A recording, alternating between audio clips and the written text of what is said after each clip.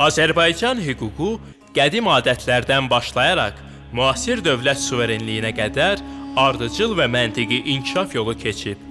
Qobustandan başlayıb Zəfər tağlarına gələn bu hüquqi səyahətdə hər abidə bu yolun bir mərhələsini göz önünə gətirir. Qobustandakı qədim qaya rəsmləri göstərir ki, insanlar yazılı qanun yaranmamışdan əvvəl də öz daxili qaydalarına malik idilər. Ov və məskunlaşma ilə bağlı razılaşmalar, icma daxilində qoyulan qaydalar sonrakı adət hüququnun təməli olub. Suraxanıdakı atəşgahda insanların gündəlik həyatı, ibadət və davranış qaydaları ilə tənzimlənirdi. Burada dini qaydalar tədricən ictimai nizamın, yəni hüququn bir hissəsinə çevrilmişdi. Kiş Alban məbədi ilə simvolizə olunan dövrdə kilsə və icma münasibətlərini tənzimləyən qərarlar qəbul olunurdu. Bu mərhələdə şifahi qaydalar yazılı normalara çevrilməyə başlayır, hüquq daha sistemli forma alırdı. Bakının ən qədim məscidlərindən sayılan İslam dövrü abidəsi olan Sınıqqala ətrafında qazı məhkəmələri fəaliyyət göstərirdi.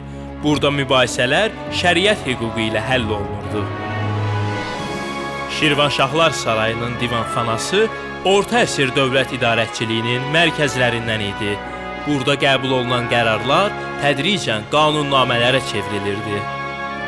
Car, Tala kimi bölgələrdə kənd cəmaatı bir yerə toplaşaraq qanunnamə qəbul etmiş, torpaq bölgüsü, vergi və cəza məsələləri barədə ortaq qərar vermişdir.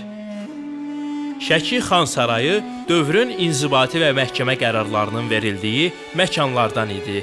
Xan, vergilərin yığılması, mübahisələrin həlli və yerli nizamın qorunması üçün konkret qaydalar tətbiq edirdi.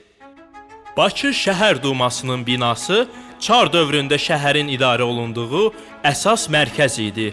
Burada şəhər təsərrüfatı və vergi kimi hüquqi məsələlər rəsmi qaydalar əsasında həll olunurdu.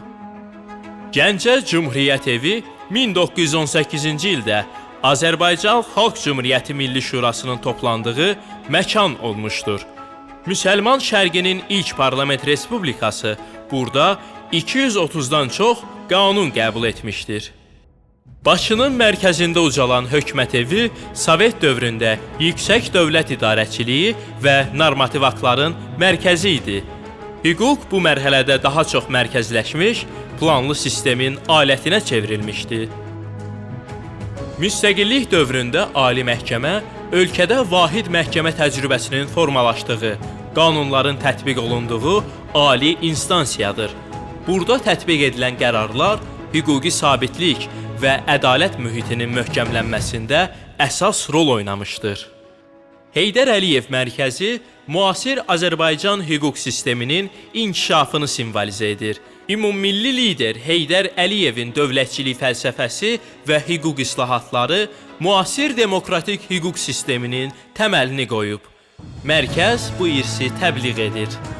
Prezident İlham Əliyevin rəhbərliyi ilə həyata keçirilən hüquq islahatları və 44 günlük vətən müharibəsində qazanılan zəfər Azərbaycan dövlətçiliyinin yeni mərhələsini açdı. Zəfər parkı və Zəfər tağı ərazi bütövlüyünün bərpasını və beynəlxalq hüququn təntənəsini simvolizə edir. Xankəndidə ucalan dəmir yumruq abidəsi Prezident İlham Əliyevin qətiyyəti və Azərbaycan ərazi bütövlüyünün ədalətli bərpa edilməsini təcəssüm etdirir. Beləliklə, Qobustan qayalarından Zəfər tağlarına gələn bu hüquqi səyahət göstərir.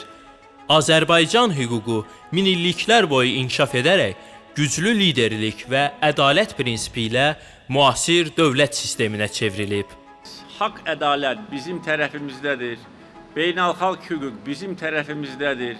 Heç kimdən biz qorxmuruq və bunu göstərmişik həm döyüş meydanında, həm siyasi müstəvidə.